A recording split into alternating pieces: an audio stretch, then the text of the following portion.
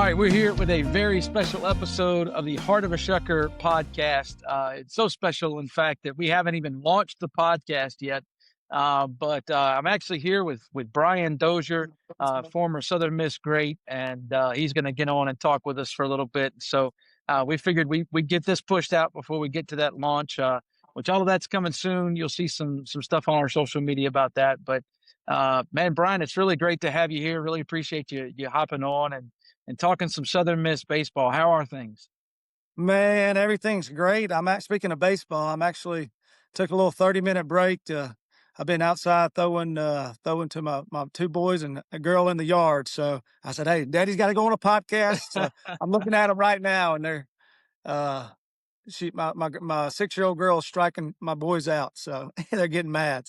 Yeah, But that's everything's good. great. That's great. Yeah, well, we won't keep you too long from them, but I really All good. appreciate you doing this. And of course, we're here to talk Southern Miss and talk a little bit about you and your career. But most importantly, we've got Southern Miss and Nichols coming in on Tuesday night to play at Keesler Federal Park in Biloxi, Mississippi, and that game will start at 6:05, first pitch. So, man, let's just hop into it. Yeah. You grew up in Tupelo. Went to Itawamba Ag High School, which I think we talked now. It's now Itawamba High School. But tell us all about your high school career and what kind of led you to end up at Southern Miss. Yeah, from a small town, I always tell people Tupelo, but if I'm talking to people in the South, then I can say Fulton or Etowamba. But if I was in Minnesota or something, I just say, "Hey, Mississippi, Tupelo," and everybody's Elvis, whatever. And so, small town of Fulton, 3 or 4 thousand people. Played all sports growing up. Had an older brother, older sister. Brother also played baseball at Etowamba Community College, then at Delta State. And then, man, I'm gonna be honest. I fell in love with baseball at a young age, and knew that would always be a dream of mine to make it to the big leagues. And a funny story: I was in the second grade, and I filled out a thing of what I want to be when I grow up, and it was a shortstop for the Atlanta Braves. And and the second thing was nothing. So I knew that's what I wanted to do. And believe it or not, I grew up a big Mississippi State fan. They didn't recruit me all that much. And Coach Berry, Scott Berry, Coach Corky Palmer, my coaches at Southern Miss, they got a chance to see me out in Oklahoma, ironically, all the way out there for a Mississippi something game, Sunbelt tournament, and invited me on a recruiting trip. And I took my first visit and knew I didn't want to go anywhere else. And I now call Hattiesburg home, and been here ever since. So Yeah, it's that's fantastic to hear. I think that's kind of the path that a lot of players end up taking, right? Your dreams to play, at a larger school. My dream was to play at the University of Alabama growing up. That was my yeah, all-time dream. And yeah, God didn't bless me with all of that talent, and so I ended up going to Mississippi College. But I think you yeah, find that place that you just feels like home. All your yep. dreams are somewhere else, and then you land in that one spot, and you're just like, yeah, this is where I'm supposed to be. So it sounds like that was Southern Miss for you. What was Southern Miss like when you were there? I think you were there from 2006 to 2009. So tell us a little bit about what Hattiesburg was like then, the differences between then and now. Yeah, it's crazy. After my first semester, I remember my mom telling some of her best friends that that she'll never get her baby back. I'm the baby of the family. It was two older brothers, sister, just because I fell in love with Southern Miss, fell in love with Coach Berry, Coach Palmer, the city itself, everything. So I knew I never wanted to leave. But the funny thing is, and this is how the good Lord puts you in places all the time. I grew up blue collar, everything about Etowamba, everything blue collar. Fast forward to the big league, spent majority of my career with the Minnesota Twins, probably the most blue collar team in all of baseball. And so it just kind of fit the mold of what I've always been used to. And that, besides my wife, is the best decision I've ever made, going there, just because obviously we call it home now, but there was a lot of transition period where I needed to grow up and have Mm. good men leading me, and Coach Palmer and Coach Berry were that, and then City itself is amazing. So that's kind of that's kind of the story within that. Yeah, I was there a few weeks ago, ironically for the Southern Miss Alabama game, and I was there last year for the Mississippi State Southern Miss game, Yeah. and I don't know that I've seen a more just energetic crowd.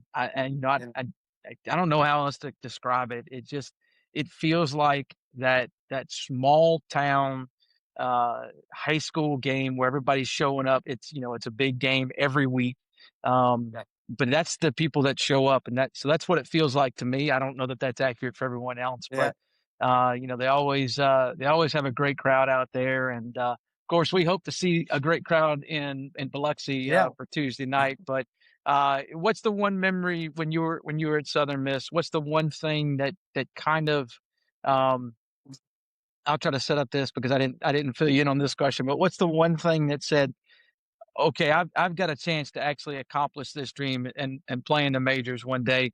What was that? Was there a moment? Was there just a period of time where things started to come together for you? Well, I think, my dad's a CPA, owns his own firm. I went into accounting, and I think when I went into intermediate accounting, and I think I got a C just because maybe that was doing the teacher was doing me a favor, or should have been a D, or even worse. I said, "Well, I better get my baseball career going a little bit," but but no, like I said, I had that dream from the very beginning. Southern Miss kind of prepped me in that way. For the big league level. But it was always that, I hate to say it, but I never really had, I love business, and we have our business now. I started my first one, my wife and I, when my first year in pro ball and stuff. But I've always loved that, but it was never really an option, like a contingency plan or anything like that. Um, the good Lord blessed me going with the Minnesota Twins. I don't know what would have happened if another organization, just Mm, because of the Twins were struggling, the blue collarness. They're really, really big on makeup, and I've always taken a lot of pride in that. So I think once all that happened, and going to Omaha, right before that, I ended up breaking my collarbone. I was out for the remainder of the year, so that was always that panic mode. Okay, typical guy that comes back for his senior year and might not get drafted now, but um, the Twins, like I said, a big priority for them were makeup. So they drafted mm, me when I was hurt, in the 8th round, and that I think that said a lot for me and gave me the confidence. When I was thinking like, "Holy crap, I might not even get a chance to play." mm. But they took a lot of pride in the makeup aspect of things they saw earlier in the season, and then I guess kind of the rest is history. We see a lot of those types of players coming in through Biloxi. Milwaukee being a small Yes. market team, they put a high emphasis on character, and part of that's the developmental process that they have to go through. Coming up through the Yeah, minors, and so we see a lot of that. So I think that absolutely. a lot of people, you're focused on the bigger market teams. You kind of forget all the hard work that's going in and the Oh, quality buildup of some of the guys. So, oh all right, yeah. so let's go back to your senior year. It's 2009. You're actually on the first team from USM to go to Omaha. Yep. Take us from that trip to the College World Series to getting drafted, and then kind of walk us through the minor league process. Which, if I recall, you weren't in AAA very long. So, walk us through how that path ended up evolving for you. Yeah, it was crazy. We had a two-part season. At the very beginning, we were one of the top teams in the country. Everything's great. And then we kind of hit a lull and kind of made it, quote unquote, a Cinderella story, just because towards the end we didn't play all that hot in college. And sure enough, we always say all you got to do is just get in. And we did and played lights out. To be honest with you, I was still pretty hurt. I shouldn't Mm, have been playing in Omaha. I got 2 at bats. I still couldn't even throw 10 feet.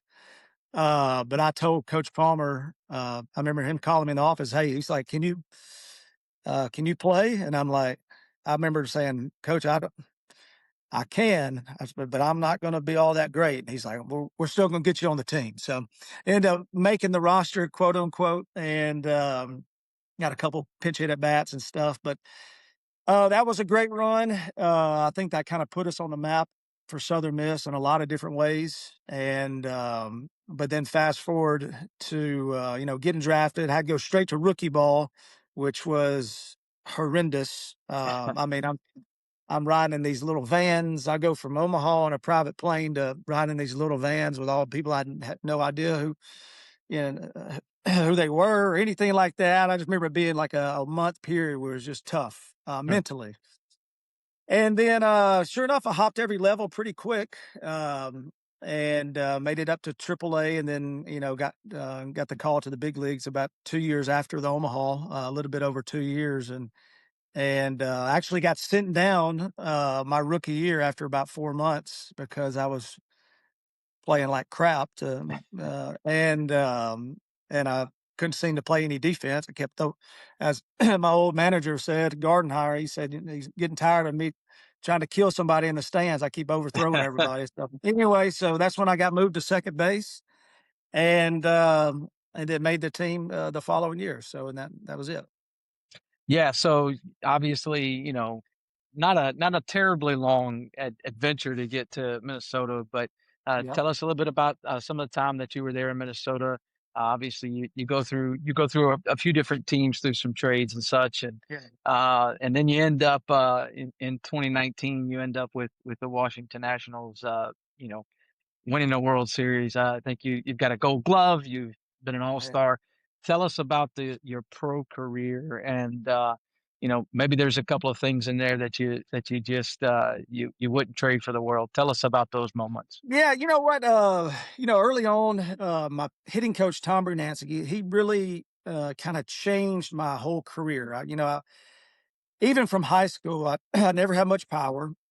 Hit a handful of home runs a year, not nothing great, but I always took a lot of pride of getting on base, being a defensive first kind of shortstop, and I hit for a high average. And then, but those kind of guys, as you keep going up the ranks, every now and then you got to slug a little bit. You got to hit some homers, you got to hit some doubles and do the other stuff too. So I kind of got labeled as a utility guy, early on, in my minor league career and stuff like that. But I owe a lot to Tom Brunansky. I'm a huge golfer. About to go hit some balls here in just a little bit actually, but, he's a big golfer. On an off day in AAA, we went and, played golf together. He never played, and I hit one, like 300 down the middle. And he goes, "What was that?" And I said, what do you mean?" He's like, why do you taking that swing? Um, and you don't take it in baseball." And I was like, "Oh, it's a different swing." But he's like, "No, it's not." He said, "After this round, we're going on an off day. We're going straight up to the field." So we went straight to the field. Nobody's there. Me and him, we're standing on home plate. We have 6 buckets of balls with a fungo. And he says, "Hey, I want to see how far you can hit it to left field." And I said, like, "Just toss it up." He said, "Yeah, just toss it up, hit it." As you can imagine, the first like 8 or 9, 10, roll over shortstop, roll over, roll over. But after about 2 buckets, I finally realized how to use my legs, unlock my hips like I do in golf, and create whip and lag in the swing. And we would do that drill every single day to Yeah. teach myself, where it became natural to get the ball in the air to left field with my hips and my legs. And that really changed my whole career. Kind of did a complete 180 to a second baseman that has power and a little bit lower than average, and so just kind of a unique twist and everything. And fast forward, spent about 7 years in Minnesota, and wanted to spend my whole career there, to be honest with you. But it's probably one of the other best things that's ever happened in my life, getting traded to the Dodgers, coming up short with the Dodgers. We lost to the Red Sox in 18 in the World Series. Signed a contract with the Nationals. by far the most talented team that I've ever been on. The oldest team in baseball. We got a lot of heat for that, and calling us old men and all this kind of stuff. But at the end, we end up winning it. So, Talk to us about post baseball career, yeah. retirement and such, and what are you doing nowadays? Yeah, so like I said, mainly, I mean, the kids are my number one priority. I kind of, to be honest with you, 2020 was my last year. I probably had a few more years left in me to put up some numbers and stuff like that, and it really just wasn't in the cards for me. I remember Jim told me, one of my favorite teammates ever. He said, "Hey, if you get to a point," he said, "don't never miss your kids growing up." So Uh, after that COVID year, I could tell that the good Lord was calling me to kind of hang them up, and so I listened to that. And I already had two kids at the time, my third one, so I got a 6, 5, and 4 year old, and so they take up a lot of my time. But like I told you earlier, we started our first business. My wife, super smart.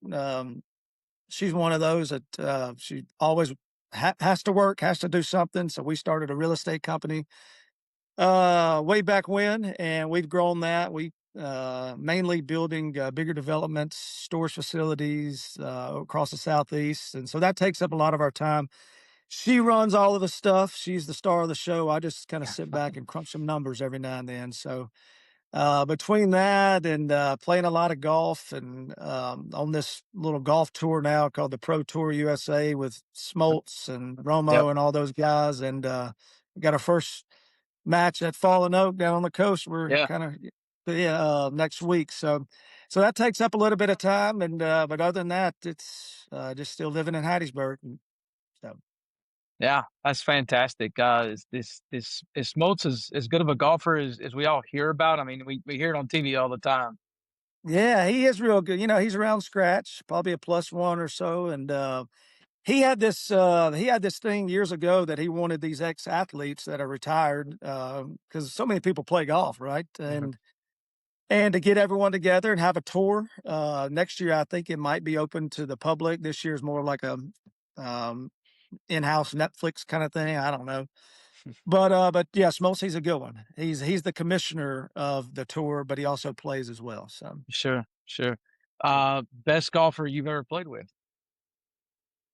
ooh, on the spot.